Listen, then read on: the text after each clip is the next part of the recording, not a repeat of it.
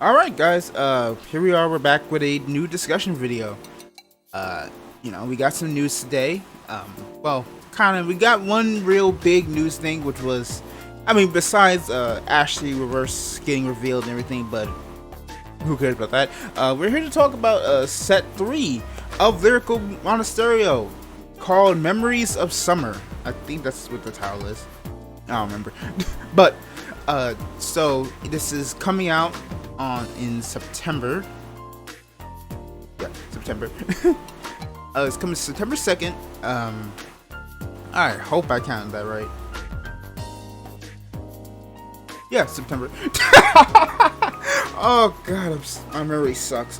But we're gonna talk about it because this is probably one of the most controversial announcements of a Lyrical Monsterio set. Besides the fact there's two others, but more so, Lyrical Monsterio probably one of the first ones since BT as a whole. But I'm talking more so about its actual announcement, and this is kind of like where things gotta get weird. So let's talk about it. Let's move this out the way a bit, and let's just talk about what's going on here and why people are upset. Also, why I'm also upset. Well, I'll explain in a second. So, first off, the kind of controversy firstly was I saw some people kind of cool with this, some people kind of upset with this. It's kind of a mixed bag here, but the main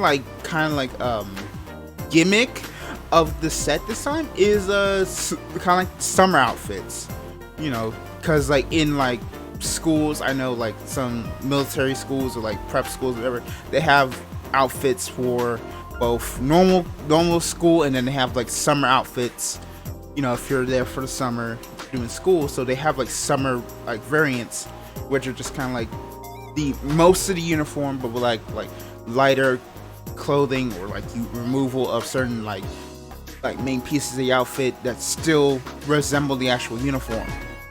So that's kind of my thing. I also kind of make a joke about man, I won't lie. Also, one of the things I'll say this before we get to continue is man, I almost had a heart attack, because when I saw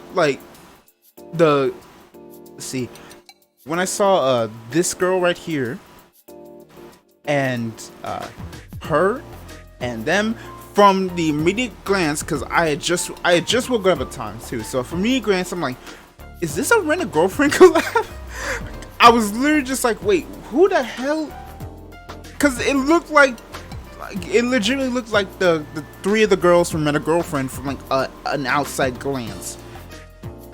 You just cut off the pigtails and whatever's going on. You cut off the pigtails, you give her a bow, and it's basically the same thing. So it just kind of weirded me out at first. So obviously people are kind of upset, because it's man, you could have done literally anything else. No swimsuit version, no nothing. And I'm like, dude, this is literally a school.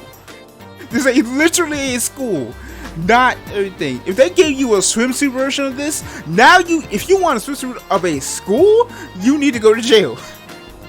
Also, you're saying this was Hermina is basically a teacher. You didn't want to. Oh, I'm just gonna let that go. I'm just saying I like the idea, because it's something that BT and Lyrical Monster hadn't really done before, which is just a small alteration. You don't really need to go big all the time, so that's fine. So that was an interesting controversy. But on to the real honest controversy, which people were upset about. Set 3 will have 6 new ridelines, at least according to the initial translation of this post. So it will have 6 ridelines in addition to probably support for the others. So this was the biggest controversy, and I'll tell you why. Simply put, let's kind of go over the history of Lyrical Monsterio after the past year. So we had our original Lyrical Monsterio set 1. So set 1 existed, and we got Felty Rosa, we got the Ernst Connect, we got Lista, we got Angels, the White and Black Wings, and then we got Lunaroll, the cats. So we got 5 things. Then we had the trial deck, which came with Kyrie and Astrocyst. And I think you could say that's a pretty decent set. I think Learner Roll and Ernest Collect kind of came out that pretty good. I think there's a couple decks that were like close, but just weren't there all the way. But you know, so set 2 would obviously kind of help fix those, right? Then the announcement, like barely like a week or 2 after set 2's release, which was, oh man, this printed so, which basically came out with, oh man, this printed out so much money. And I think also because it also came out after the producer's letter from Mori, which was like, oh, Lyrical Monesterio is going to get 1 support wave a year. And everyone's like, no, we don't want that. We want at least 2. We want to be close enough to the same clans, to the nations as usual. Because like people were kind of like, you know, we're kind of tired of getting like separate support from everybody, like all the time. Getting 1 support a year doesn't even seem good going into it. So combine that with Lyrical Monsterio sales, the decision was made, announced probably like a week or 2 after that letter, or probably like in between like the letter and the release of Lyrical Monsterio Set 2. They announced they were going to start work developing Lyrical Monsterio Set 2. It would come out like in another like 5-6 months. So there's that. So when Lyrical Set 2 came out, it was probably like one of the weirdest like announcements, reveals, and then final releases, because I think almost everyone in the entire like community kind of went through the reveals like Gabe collected. Because if I'm gonna be honest, set 2 was just not it. Set 2 was kind of a dud. The only like real like good deck to come out of it was Kyrie and Friends, which was the grade 4 Kyrie and everything. And to have that basically meant Kyrie's deck got thrown out the window. All of Kyrie's cards, all the exercises did not matter. Not to mention they didn't get support in set 1 anyway, so it's not like they had any like cards they were like saying, no, we don't want to cut out. So already you got Kyrie, excuse me. You already got Kyrie, you got things, you know. And you know, there were some like little hits in there. I think Willissa got a really good grade 3. I think some other like old units got there, but the biggest like miss was more so Fortia and Herminia. Fortia was a restander, but required everyone to be in Friends, and the payoff didn't really seem worth it just for a restander, at least for now. But it has potential. It's on the tier of like kind of like, I guess you could say like Ava or what's his name, Robra from set 5, where they're close, but they're missing something. They're missing critical pieces that would get them there, which, you know, a couple cards here and there would help suffice and support. So I say Forti has a big shot. The one that didn't get anything, which I would say this is more along Chaos tier, which is more of the deck could be good, but it needs a lot of good cards to just come in and buff the deck, which, you know, her powerful is such a weird mechanic. It requires you to basically be out of resources to get effects, but the current state of the deck but it has the issue of like Vanguard has been gone on for 10 plus years, so we know what makes a Vanguard card good. We know what makes a Vanguard deck good. We know what works. And if you have a mechanic that goes against that fundamentally goes against that, like powerful, which, you know, you need to have no soul. You have to be out of resources in order to activate your effects. Those effects have to be strong enough to compensate. Right? Let's take a look at Brave. Brave, for people who don't know, Brave was a mechanic in G era, which was you had to have 3 cards in hand to even activate your effects. 3 or less cards. Now, if you've played Vanguard for at least a good 3 months, you know how important cards in hand are, because they not only require your units, they not require like your shield value. You know, there's a lot of things for there's a lot of things that these cards need to actually like be relevant, and having less of those in your hand means that you're kind of in a theoretically losing position already. You are choosing to lose by playing Brave, so your payoffs had to be worth it. And it took until GBT 14, the last main set of G era, for Brave to be fully worth it. Now there was like one like little like rogue iteration of it like the last time it got support, but GBT 14 was the moment it became like actually like decent and finally able to like see like some play in the meta. But like by that time, now that's way too late. Brave existed for 2-3 years by that point, so it took a while for that thing, and that was in a clan that got consistent support.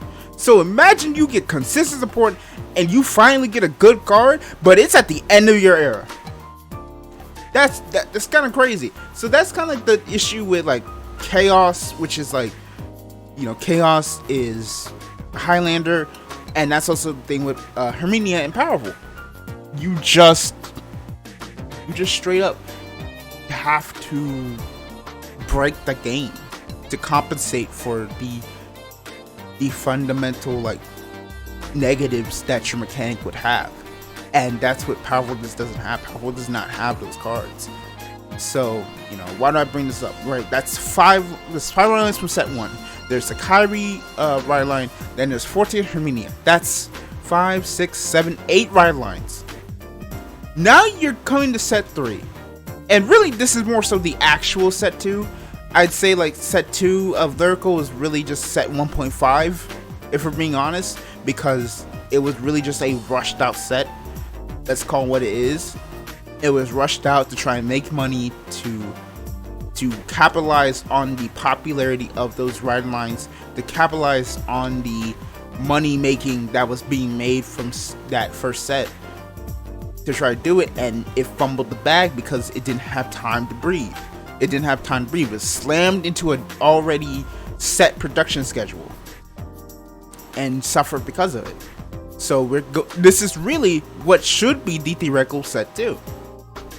So going on that, it's very much similar to like I thought of this analogy right before I started recording, which is it's very much similar to how Power Rangers, when they were taken by Nickelodeon and, you know, had Samurai, right? You had Samurai, which was okay, but wasn't mediocre. But you're on the cusp of Megaforce. Like, you're about to release Megaforce, which, you know, you had a year and you had a mediocre season. So we're like, okay, we'll give you that. We will give you some leeway because this is your first, like, time doing it. You're trying to get people to come in and do things. Well, fine. But it's been a year and you've had 2 sets already. This is where the gloves come off. We're not going to be as, like, how do you say, lenient? We're not going to be as lenient this time because it's your first time in the rodeo trying this out. This is set 3. This is your make or break. You 1 for 1. You need to get a winning grade. This is like, you're trying to win a best of 3. You're trying to win a best of 3 in like a tournament. You're 1 for 1. This is the 3rd game. You cannot mess this up. So I think I would speak for everyone here to say when these 6 were announced, these 6 right here were announced, we were given a immediate cause to pause. We were confused. Well, not confused, but more so like we were kind of shocked because it's like, wait, what are you doing? Because, you know, I say set 5 for the standard and use those analogies a lot because that's probably the closest one we have to what Lyrical Monesterio is, which is there's a bunch of new ride lines that were released that either felt complete or felt like they were like missing something that made them complete. And by complete, I mean like out of the box, buy the deck, put it on the table, go to tournament, and you can play it out. Right? You could do that with Tamayura. You could do it with Degria. You could theoretically do it with Degria. Ava and Aurora are more so of they're missing something that makes them like playable. They were missing something. And then you have Chaos, which was, you know, straight up like very, very awkward and hard to really say like if it's good or not because it needs something to compensate its power, the reason for the payoff. And right now, going into Lyrical, very similar situation. Lower roll is complete. Roll is complete. Clarissa was complete. And then almost everyone was just straight up like in the middle of the road. But then you had like, including set 2. I say 14 in that bunch in the middle of the road. Then you have Ballista, I guess you could argue Felty Rosa, and I guess, and Ballista, Felty Rosa, and I just forgot her name, Herminia. Whereas like they're missing a lot of powerful things, and I think chaos here, but like really I mean just more so like you're missing something that makes your deck work. So with that in mind, missing that, it's not it. You're missing something important. You're missing something interesting that gets them to where they need to be to make their game plan work. So with that in mind, going into set 3 of this is very similar to like us going to set 6. This feels like a slight restart on the thing, but the difference is, unlike in the standard where the main set like ridelines, the Magnolias, the Seraph Snow, the Nirvanas, the Bruces, which are more or less complete and very hard to really go there, so they can afford kind of like a slight reboot from there. Not all of the like decks that are around, even Kyrie and friends, even Clarissa, even Lorna Roll, are really strong like that. Like Lorna Roll is strong, but it's falling off kind of really hard because you just realize, oh wait, there's not much, like there's only like certain things that just happen with the deck. There's like its flaws have started to like rear its head. So if the best decks are of those original 6 are now starting to fall off, and you added 2 more which weren't even close to getting on, and now you want to add 6 more, we're already going into the set kind of confused. Like, yeah, the art's good. I say like my favorite is probably like the girl with the twin cannons, the 2 twin cannons, and like whoever this is, this witch looking character. But like outside, but like I'm not really here for the art all the time. I'm here for the effects. I'm here for what the cards do, what they gon' do, how they build up.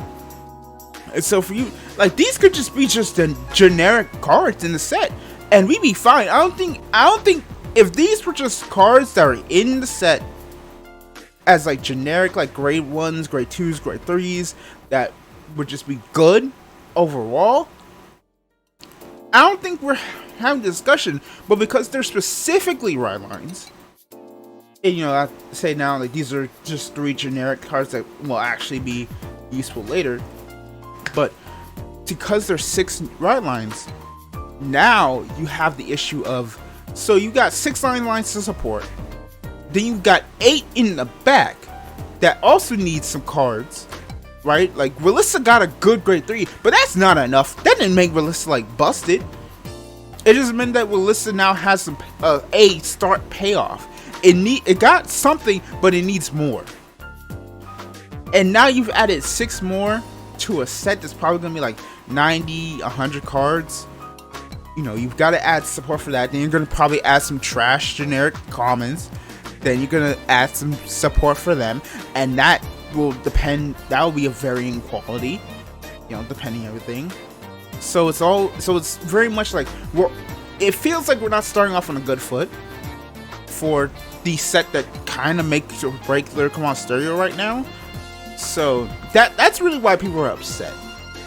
Myself included in a sense. I'm not as upset as some other people, but hey, it just feels like they're trying to like rush into just like everything and just kind of like moving in. I know the idea of, oh well, essentially since this is school, some of them will graduate, some of them will not, etc, etc. But it does feel like you're kind of just, it might throw away all the work, the past 2 sets it did to just bring in like decks that might not even be good anyway. So yeah, that's pretty much kind of my discussion on it. I really don't have anything to say. I'm hopeful, but I'm concerned, if that makes sense. So thank y'all for tuning in. Be sure to like, comment, subscribe, and y'all have a nice day. Bye bye.